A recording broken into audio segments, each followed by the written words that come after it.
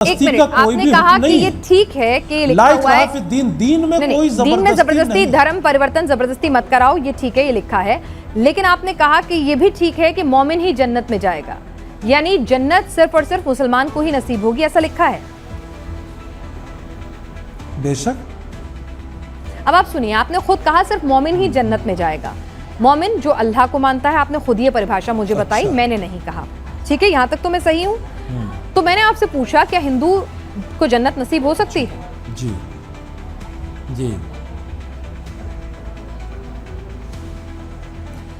Madam, Hindu को जन्नत नसीब हो सकती है। मन क़ाल ला इलाहा इल्लल्लाह फदखल जन्नत, साफ साफ हदीस शरीफ में मौजूद है।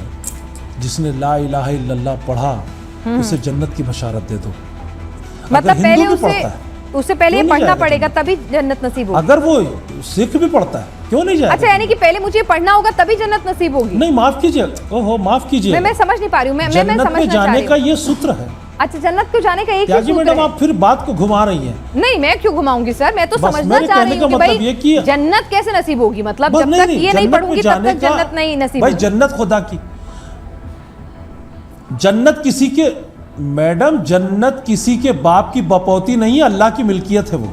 अच्छा। और अल्लाह अपना सूत्र, अल्लाह ताला अपने लिए ये तमाम कानून राइज करके रखा है कि जिसने मेरा कलमा पढ़ा तो कलमा पढ़ने के साथ तो मैं मुसलमान हो जाऊंगी। नहीं, ऐसा नहीं होगा। अब इसमें आप वो क्या नाम है, दिगर, यानी अगर मुझे जन्नत चाहिए तो मुझे मुसलमान बनना होगा कलमा पढ़ के। सही समझी मैं? ऐसा कौन बोला आप मुसलमान? आपने तो कहा कि मतलब आपको कलमा पढ़ना होगा, कलमा पढ़ने के बाद मुसलमान बनते हैं कि नहीं? समीर, सॉरी, एक मिनट, मैं घुमा नहीं रही सर, आप ही की बात में से बात निकाल रही हूं। मेरे को क्या शौक है।